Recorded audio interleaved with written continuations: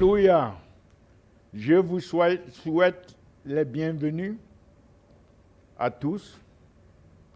Et nous savons que le Seigneur, notre Père, qui est assis sur son trône, va encore nous rafraîchir et nous bénir avec sa parole et son esprit. Prions avant de continuer. Père, nous te remercions pour l'opportunité que tu nous donnes, la grâce que tu nous fais de pouvoir venir dîner avec ta parole, souper, Seigneur, avec toi dans ta parole. Merci de nous parler, merci de nous transformer.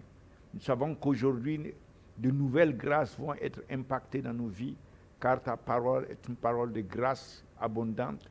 Ta parole nous apporte la vie, ta parole nous fortifie, et tu nous donnes d'entendre ta voix et un cœur qui croit en ta parole réellement, qui saisit dans l'esprit, qui saisit l'esprit et la substance et la vie de ta parole.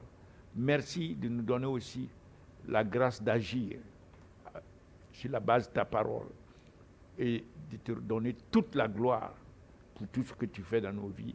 Au nom de Jésus-Christ, nous avons prié. Amen. Amen. Alléluia. Donc, nous voulons parler un peu de l'autorité. Comment activer notre autorité en Christ. Cela est essentiel pour vraiment pouvoir marcher comme Christ sur la terre. Car nous avons besoin de cela. Non seulement de marcher comme lui dans son caractère, mais aussi dans la manière dont il a accompli l'œuvre. Et nous regardons l'exemple ici,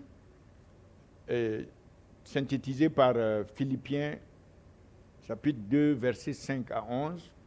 L'apôtre Paul écrit, il dit, « Ayez en vous les sentiments qui étaient en Jésus-Christ. Ayez en vous les pensées, l'esprit qui était en Jésus-Christ. » Alléluia. Et nous voyons que cela veut dire que le Père lui-même veut que nous puissions avoir ça. Des sentiments qui étaient en Christ concernant ceux dont nous allons parler, ce qui va suivre. L'esprit de Christ, sa pensée, le Père veut que nous ayons ça. Le Père, pour avoir du plaisir en nous, il va falloir que nous ayons les sentiments qui étaient en Christ, les pensées qui étaient en Christ, l'esprit, la volonté qui était en Christ. C'est la volonté du Père. C'est le désir du Père. Et nous-mêmes, en tant qu'enfants de Dieu, nous devons comprendre que pour marcher comme Christ, il y a une dimension, celle de son autorité, dans laquelle nous devons marcher. Nous devons apprendre à marcher dans cette dimension aussi. En plus de tout ce qui a rapport avec son caractère, son amour, nous devons savoir comment marcher dans l'autorité de Christ, afin de ne pas être menés et malmenés, ou bien bloqués ou limités par les oppositions des forces des ténèbres, qui peuvent se jouer des enfants de Dieu n'importe comment. Donc il est essentiel. Le Père lui-même ici, à travers son esprit, dit que ces sentiments doivent être en nous. Regardez ce que le Père a fait. Donc après tout ce que Christ est venu faire sur la terre en tant qu'homme, tout ce que Christ a fait, au verset 9, la Bible dit que le Père l'a donc souverainement élevé et l'a fait asseoir à sa droite, à partir du verset 9 à 11, dans les lieux célestes, et il lui a donné le nom qui est au-dessus de tout autre nom. Qui est au-dessus de tout autre nom, à la mention duquel nom tous les genoux dans les cieux, sur la terre et sous la terre fléchissent, et toutes choses confessent que Jésus-Christ est Seigneur à la gloire de Dieu le Père. Donc, Dieu a ceci dans son cœur. Son Fils, bien sûr, s'est humilié sur la terre. Nous le voyons ici. Il a accompli la volonté du Père. Mais le Père l'a fait rentrer dans la dimension, maintenant en tant qu'homme, la dimension d'autorité qu'il avait avant. La dimension de gloire qu'il avait avant de venir. Et c'est ainsi que le Père l'a souverainement élevé. Alléluia. L'élévation spirituelle, c'est en quelque sorte l'essence de l'autorité. Dieu lui-même, qui a toute autorité, Dieu lui-même qui a le Père, le Fils et le Saint-Esprit, dans leur dimension divine, ont une autorité absolue. Dieu a une autorité absolue. Cette autorité est intrinsèque à leur nature. C'est lié de manière ipso facto, comme on pourrait le dire. C'est leur être qui est comme ça. C'est leur manifestation qui est comme ça. C'est leur essence qui est comme ça. Donc, Dieu en lui-même est autorité. Alléluia. Et Dieu veut que ses enfants puissent le représenter sur la terre. Quand il a appelé Adam et Ève, après avoir créé Adam et Ève, il leur a créé à leur image, mais aussi il leur a donné autorité sur ce qui s'envole dans les airs, autorité sur ce qui est sur la terre, ce qui se meut sur la terre, autorité de ce qui est dans les eaux. Donc Dieu automatiquement a donné autorité, mais pourquoi? C'est pour le représenter. Et de la même manière que lui parlait et les choses étaient, il a formé, il a entraîné, Adam a commandé aux animaux leur nom, et cela a été établi par Dieu lui-même. Donc voilà Adam qui est en train d'exercer une sorte d'autorité qui lui a été donnée depuis le départ. Donc cette semence de départ se trouve dans toute l'œuvre, depuis Genèse jusqu'à Apocalypse. Toute l'œuvre, en plus des autres principes fondamentaux, comme l'amour, la grâce, etc., toute l'œuvre de Dieu doit se faire dans cette mouvance d'autorité sur la terre ici. C'est ainsi que Dieu a planifié son œuvre. Donc, lorsque nous arrivons au cas de Christ, Christ n'a pas besoin en tant que Dieu, il n'a pas besoin d'être élevé souverainement pour avoir de l'autorité. En tant que Dieu, dans son essence divine, l'autorité est en lui. Mais Dieu a voulu que nous aussi nous puissions rentrer dans une sorte d'autorité que j'appelle une autorité déléguée, une autorité qui découle de l'essence de Christ. C'est pourquoi Christ d'abord devait venir premièrement travailler, se sacrifier, faire l'œuvre de la croix et tout. Et ensuite, quand il est monté et qu'il a été assis à la droite de Dieu le Père, Dieu a fait en sorte que nous rentrons dans cette dimension de l'autorité pour pouvoir le représenter sur la terre et accomplir son œuvre comme Christ l'a fait quand il était sur la terre comme homme. Alors c'est ce que nous allons voir rapidement. Nous prenons en compte tout ce qui s'est passé avant, mais maintenant nous arrivons au fait que nous voilà assis en Christ, comme la Bible dit dans Éphésiens 2, verset 6. Éphésiens 2, verset 6. Quand Dieu ressuscitait Christ, il nous a ressuscités ensemble et nous a fait asseoir ensemble, dans une position dans les lieux célestes en Jésus-Christ, à sa droite. Éphésiens 1, verset 20 à 23, dit que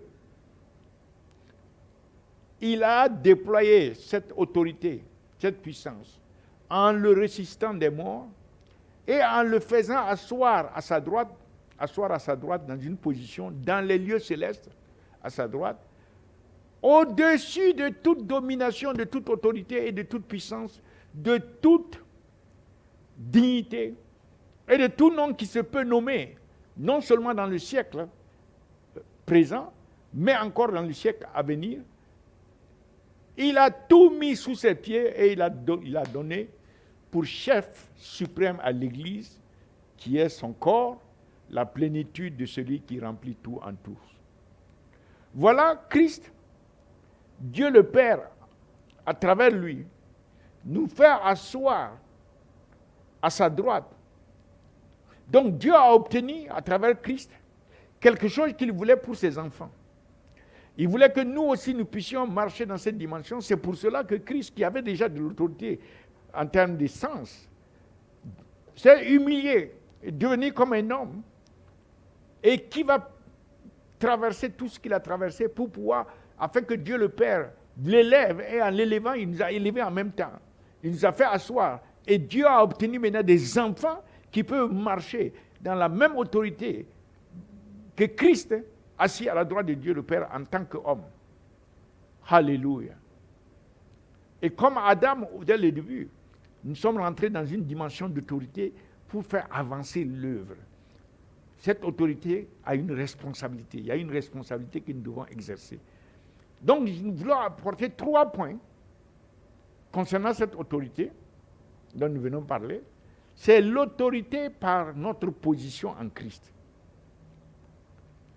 Comme nous venons de le dire, chacun d'entre nous doit comprendre qu'étant assis à la droite de Dieu le Père, nous sommes très élevés au-dessus de toutes les principautés. Ça, c'est l'autorité. Vous voyez dans la Bible, nous allons y revenir, il y a une appellation de Dieu qui est le très haut.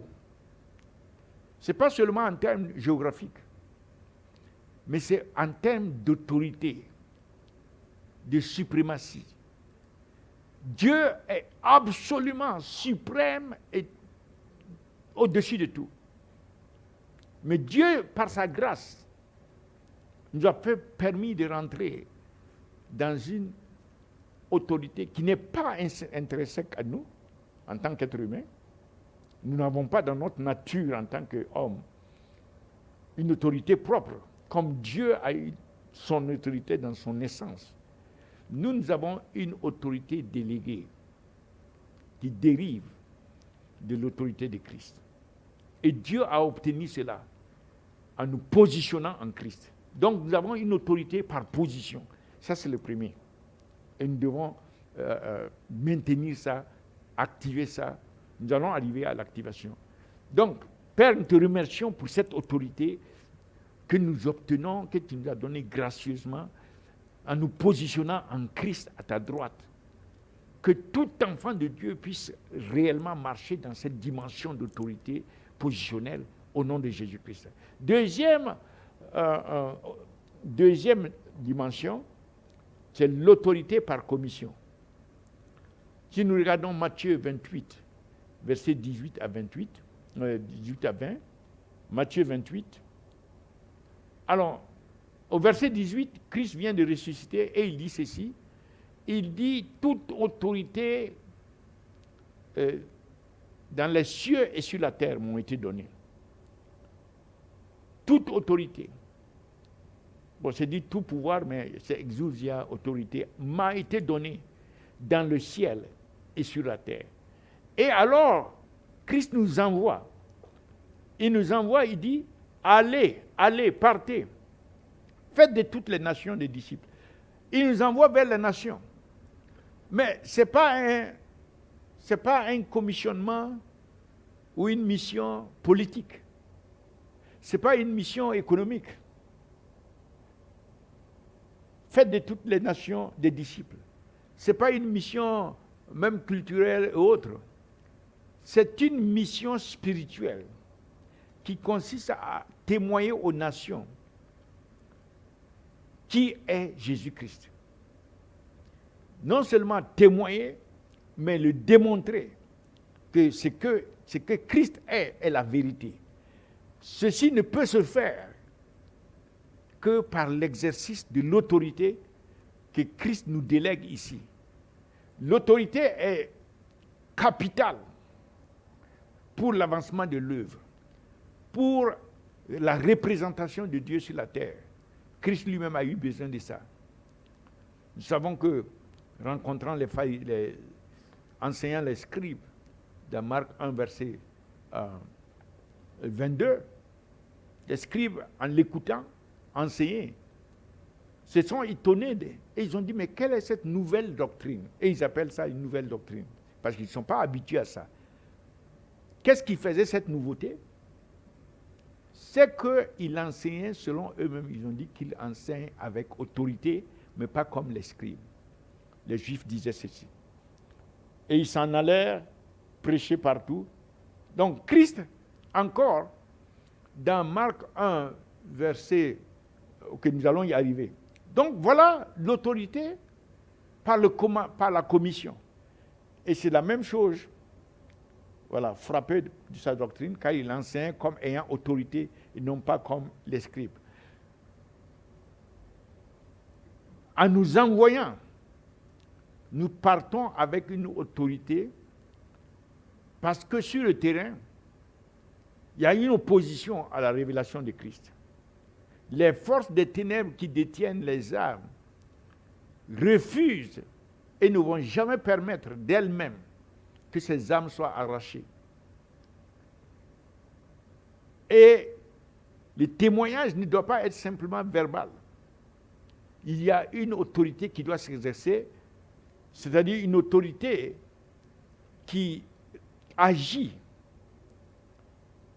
contre ces forces de ténèbres, venant d'en haut, une autorité venant d'en haut, déléguée par Christ lui-même. Donc l'autorité qui est en Christ doit se manifester dans les nations contre les principautés, les puissances, les dominations, les esprits méchants, etc., les œuvres des ténèbres, afin que nous soyons effectifs dans le témoignage de Christ pour arracher les âmes. Donc ça, c'est l'autorité par commission. Nous avons l'autorité par position, et à partir de cette position, nous sommes commissionnés, envoyés dans cette autorité. Et maintenant, lorsqu'on arrive sur le terrain, nous commandons avec autorité. La troisième phase, c'est le commandement d'autorité. Alléluia. Ce n'est pas diplomatique, il n'y a pas de négociation. C'est un commandement et ce commandement est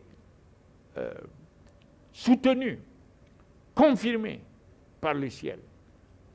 Bon, vous avez vu dans Marc 16, verset 20, quand les disciples sont partis, et ils s'en allèrent prêcher. C'est-à-dire, prêcher, c'est evangélio. C'est l'évangile. Répandre l'évangile, la bonne nouvelle. C'est témoigner de Christ.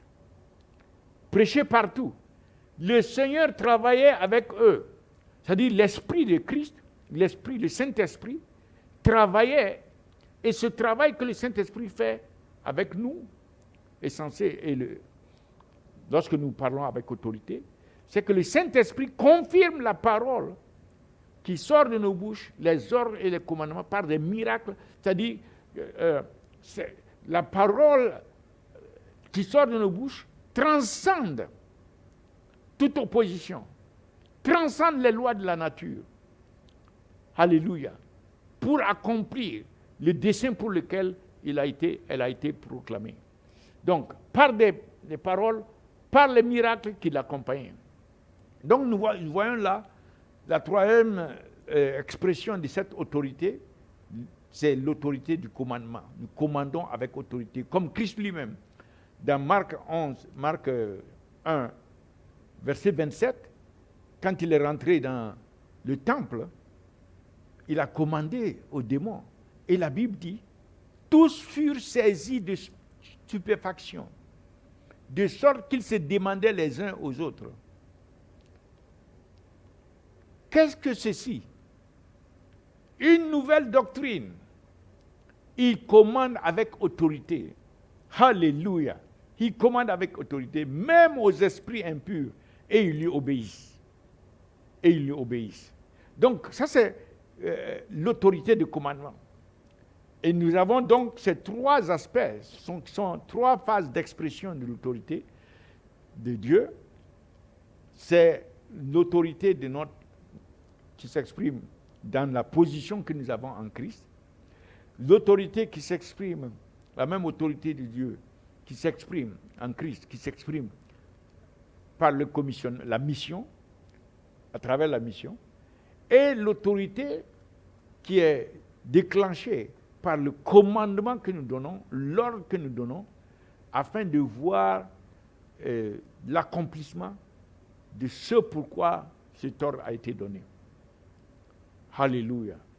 Il est important de comprendre donc que nous devons assumer les responsabilités de la mission si nous voulons marcher dans la démonstration de l'autorité. L'autorité est donnée pour le but d'assumer notre responsabilité, qui est de représenter Dieu et de témoigner de Christ afin d'accomplir l'œuvre de Dieu qui est d'arracher les âmes pour Christ, d'apporter la révélation de Christ. Donc, la conscience de la responsabilité et la diligence dans la responsabilité que nous avons et la fidélité dans la responsabilité vont être très importantes dans l'exercice de l'autorité que nous avons. Mais il faut dire, toutes choses étant égales par ailleurs, il faut souligner le fait que, selon Philippiens 2, verset 11, c'est le nom de Jésus-Christ, le nom qui lui a été donné. C'est ce nom-là qui peut déclencher toute cette dimension d'autorité. Afin qu'au nom de Jésus, c'est le nom de Jésus qui entraîne l'autorité positionnelle à être déclenchée. C'est le nom de Jésus qui entraîne l'autorité de commission.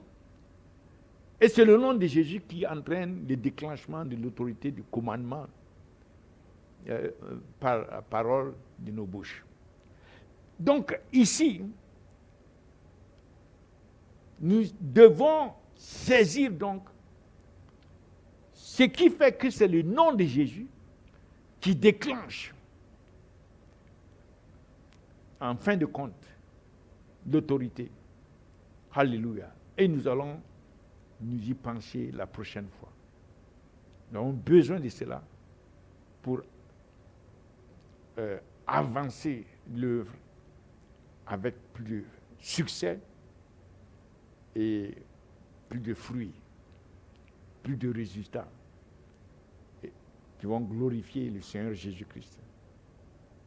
Nous avons besoin de rentrer dans cette dimension de l'autorité du nom de Jésus. Amen. Amen. Père, nous te remercions pour cette autorité que tu nous as donnée en Christ. Non seulement positionnellement, tu as voulu que nous puissions participer à l'autorité de l'homme Christ ressuscité qui est assis à ta droite, que tu as souverainement élevé au-dessus de tout, et à qui tu as donné ce nom, Jésus, à travers lequel cette autorité dans laquelle tu nous amènes va pouvoir être déclenchée. Merci aussi de ce que tu nous as amené dans cette autorité que Christ nous a donnée pour la mission, pour assumer notre responsabilité comme tu as donné l'autorité à Adam qui a proclamé les noms et tu les as confirmés, qu'il en soit ainsi, comme nous l'avons vu avec Christ lui-même sur la terre et avec les disciples, Marc 16, verset 20, etc. Et Acte 3, versets 6 et 7. Lorsque l'apôtre Pierre a proclamé, a commandé que le paralytique se lève et marche, il y a eu confirmation de l'intervention de l'Esprit et automatiquement, le paralytique s'est levé. L'ordre, le commandement, l'autorité à ce niveau s'est manifesté et les gens ont été affectés par cette réalité. Que nous puissions rentrer dans cette dimension, Père, et marcher comme Christ, et comme les disciples ont marché comme lui, et continuer son œuvre. Merci, Père, de ce que tu nous donnes cette grâce de voir l'autorité se manifester, opérer puissamment à travers nous. Surtout en ces derniers jours où nous voyons l'ennemi se pavaner comme s'il n'y a pas de Dieu, comme si notre Dieu n'existe pas ou est impuissant. Père, fais quelque chose qui va démontrer aux yeux du monde que oui, Jésus-Christ est Seigneur. Alléluia. Afin que toute la gloire te revienne. Merci de nous donner cette opportunité, ce privilège de marcher sur la terre comme Christ. Au nom de Jésus, nous avons prié. Amen. Amen. Nous voulons prier aussi pour ceux qui veulent donner leur vie au Seigneur Jésus. Dites seulement avec moi, Seigneur Jésus, je reconnais que je suis pécheur. Et aujourd'hui, je te demande de me pardonner tous mes péchés et de me laver par ton sang. Merci pour le sacrifice de la croix et ta mort et ta résurrection. Merci de ce que tu es en train d'intercéder pour moi. Et aujourd'hui, je t'ouvre mon cœur. Je te reçois comme mon Seigneur et Sauveur. Et je te remercie de ce que tu sauves mon âme. Tu me transformes et tu fais de moi un enfant de Dieu, né de nouveau, membre de la famille de Dieu. Et à partir d'aujourd'hui, je me consacre à toi. Je vais te connaître davantage et te servir. Merci Seigneur Jésus. Au nom de Jésus. Amen. Amen. Gloire à Jésus. Et nous continuons de vous inviter.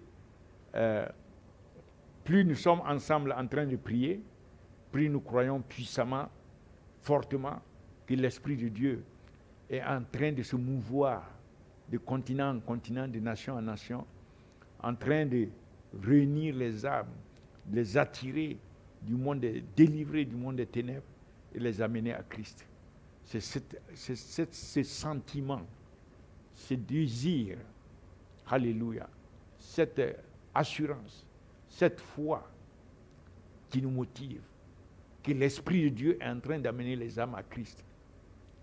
Ainsi, nous voyons comme un grand privilège, une grande grâce que Dieu nous a faite de faire partie de ceux qu'il utilise pour amener des multitudes, des milliards d'âmes dans leur destinée éternelle en Christ. Car Dieu ne veut pas qu'elles soient perdues. Donc nous bénissons le Seigneur pour vous et tous ceux qui sont en train de nous joindre, de venir à la montagne du cœur du Père. Vous êtes la bienvenue. Et continuons ensemble jusqu'à ce que Christ revienne, que la montagne continue, le feu de la prière continue d'être attisé afin que les âmes ne périssent point. Ne périssent point. Que nul ne périsse, mais que tous parviennent à la connaissance de la vérité et soient sauvés. Nous vous remercions de venir, et que Dieu vous bénisse, que Dieu vous visite, qu'il vous donne sa grâce, qu'il vous protège par le sang de l'agneau, vous et votre famille, que le Seigneur étende sa main et combatte pour vous. Au nom de Jésus-Christ, nous avons prié. Amen. Amen. Seigneur vous bénisse.